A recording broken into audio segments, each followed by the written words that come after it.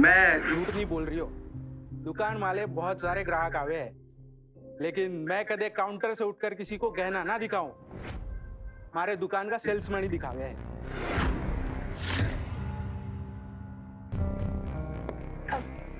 Thank you, हम इन्हीं में से पसंद कर लेंगे।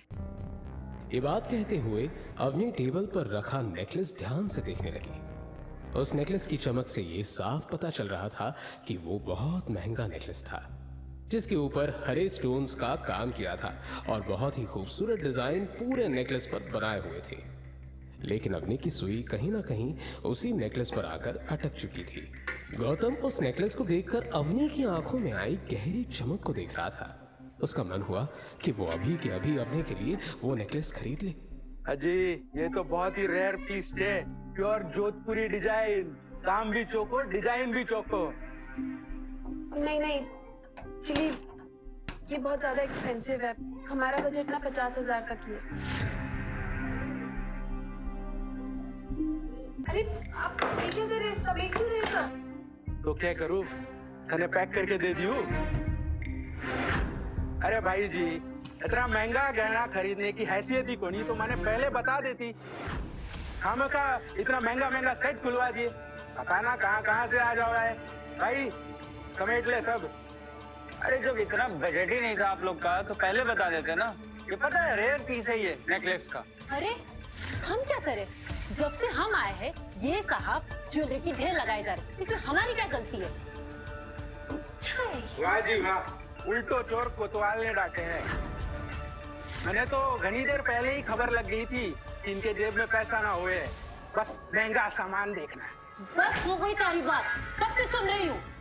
अरे राजू, फोन लगा पुलिस ने। हमारी दुकान में आके हमारे कोई धमकी है? गौतम चलो हम चलते हैं। हाँ मैडम जाइए, जाकर इसी तरह टाइम बर्बाद कीजिएगा जैसे यहाँ किया। कैसी बातें कर रही है?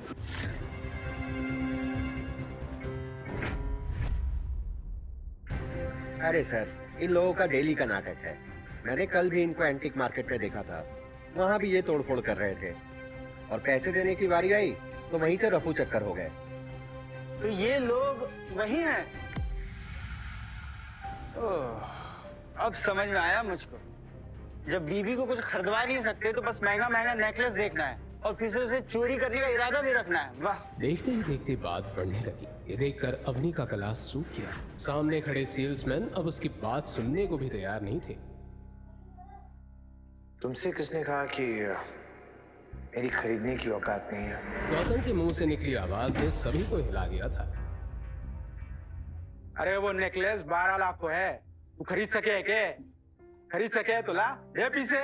गौतम चाहे तो वो अभी के अभी अवनी के लिए पूरी दुकान खरीद सकता था, लेकिन इस वक्त वो अपनी पहचान किसी को बताना नहीं चाहता था। सेठ जी, मेरी गलती है, मुझसे ही गलती हुई है। मुझे आपको पहले ही बता देना चाहिए था कि हमारा बजट सिर्फ 50,000 है। अगर आपके पास 50,000 की कोई ज्वेलरी नहीं है ना तो कोई बात नहीं, हम कहीं और से। अरे मैडम जी, ये बात कोनी, हमारे पास हर प्रकार का गहना से। चल भाया, दिखा दे सस्ता वाला। उसने अगले ही पल पास में खड़े सेल्समैन को ज्वेलरी दिखाने का इशारा कर दिया। अवनी ने अपना मन मारकर कुछ ही देर में एक सिंपल सा नेकलेस पसंद कर लिया, जिसकी कीमत 60,000 थी।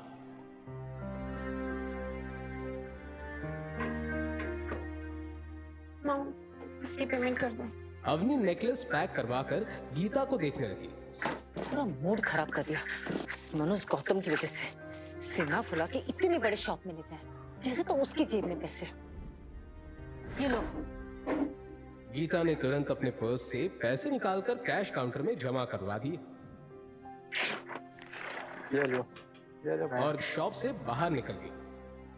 अनिल और अवनी भी उसके पीछे नेकलेस का बैग लेकर बाहर निकल गए, लेकिन गौतम अभी तक वहीं खड़ा शॉप ओनर को गुस्से में देख रहा था।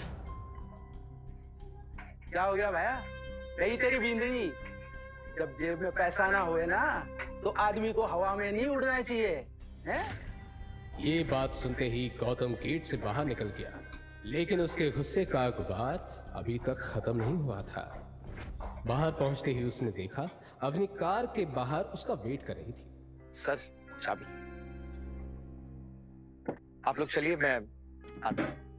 अब और क्या बाकी रह गया है तुम्हारा? अंदर इतनी बेइज्जती करा कि तुम्हारा पेट नहीं भरा है क्या? तुम ही ले गए थे ना हमें इस महंगी शॉप में। अब पता नहीं और क्या नया। Mom please. दरअसल आप गलत समझ रही हैं। मुझे कुछ सब्जियां खरीदनी थी, रात के लिए सब्जियां नहीं है।